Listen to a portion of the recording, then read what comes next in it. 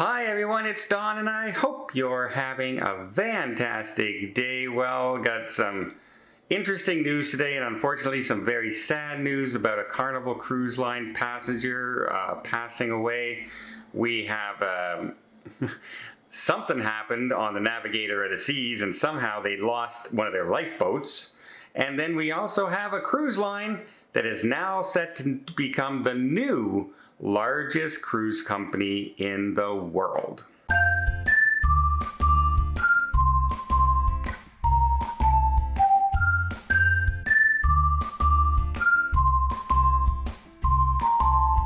So first story is unfortunately an Australian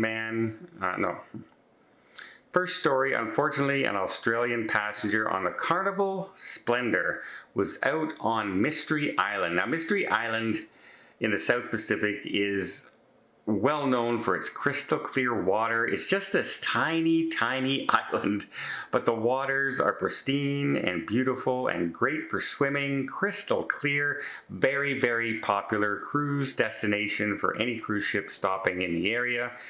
Unfortunately, a passenger got into some distress and they're calling it, they passed away and it was due to a medical emergency. Now,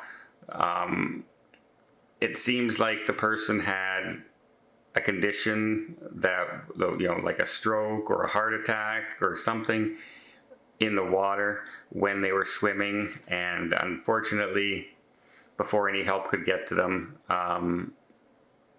they passed away. So the rescue workers and everything and the doctors on board the Carnival Splendor are working with the family to give them support. So just want to give out our condolences there. And it's, again, I'm one of those people who love to go snorkeling. You see me in snorkeling all the time when I'm in the Caribbean or someplace warm.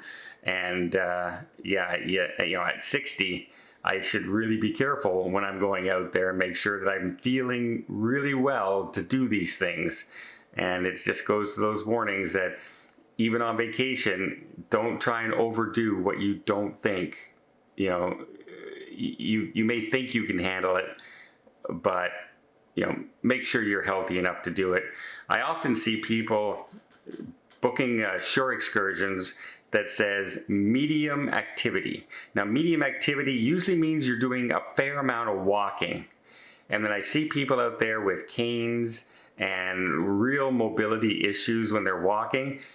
And they book these excursions that are a lot of walking, and that can lead to problems, and that can lead to overdoing it on your cruise. And it's much better to look for things that are leisure activity or easy activity, because if you have mobility issues, you're just putting stress on your own body and your own heart. And so same thing with snorkeling. Snorkeling in the ocean, it can be a very physical activity, just as a heads up out there. It's not sitting on the shore in the 2 feet of water a lot of the times. Sometimes you're out there in 40, 50 feet of water and there's nothing to grab onto.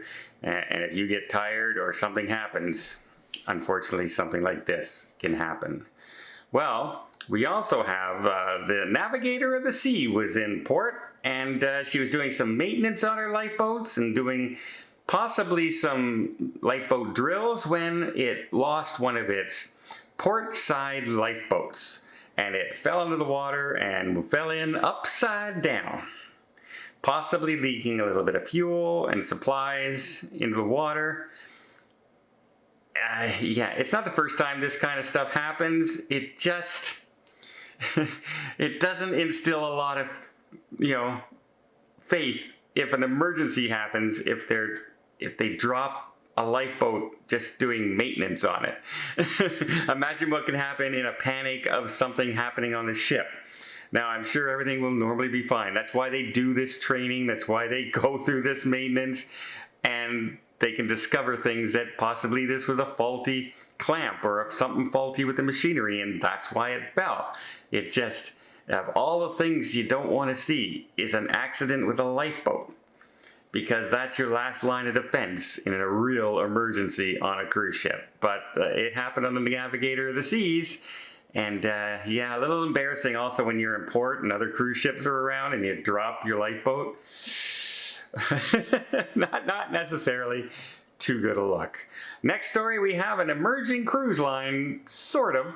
But before I get there, let me just invite you to, hey, why not hit that subscribe button if you haven't done so already. If you want to keep up to date with everything going on in cruising, from what's happening with the new ships coming online for destinations and cool places to go. I'm about to head back to Europe.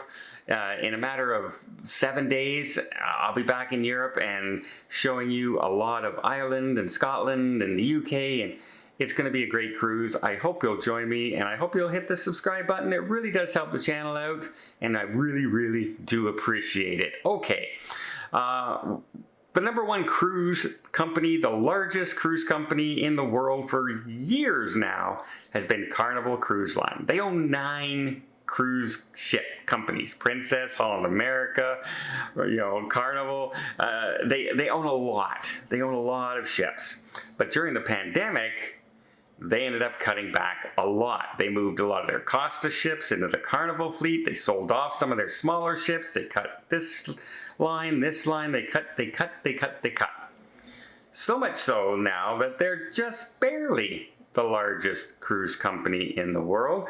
And then they made another decision. The other decision was to stop any more new builds. Only the ones that were on the books they were building, and that's it. No more builds until further notice. Well, one of the cruise lines that hasn't stopped building is Royal Caribbean Cruise Group. And yeah, they have the Icon of the Seas coming out. They have another, the Utopia of the Seas, another Oasis class ship coming out. They had launched the Wonder of the Seas recently. They are still building brand new large ships. And by 2029, if nothing changes from Carnival, well, they're going to become the #1 cruise line in the world as far as the largest is concerned, is going to be Royal Caribbean. And that almost is a little bit of a surprise to me. I almost thought the way MSC Cruise Line has been building ships and building ships and building ships, that they might become the #1 cruise company in the world by then as far as the size is concerned. However, Royal owns more ships still, and they have a large capacity because every ship they build holds 5,000 or 6,000 passengers at a time, while other cruise lines are still building cruise ships with the 3,000 and the 4,000 passenger range. Well, Royal Caribbean, congratulations. You're set to become the #1 cruise line in the world in the next few years by 2029.